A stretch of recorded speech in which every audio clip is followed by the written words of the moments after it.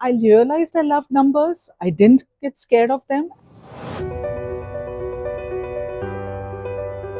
Even more so, and men tend to take control of it. So you Not that really they are good at it.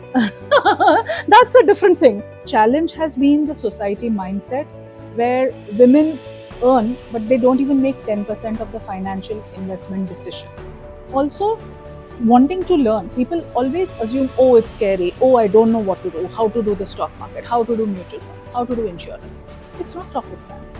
You're not saying take complete charge, 10%, and when you see the returns, it's very reinforcing, and then you're encouraged to do more. The problem is we increase our indulgences, we don't increase our investments.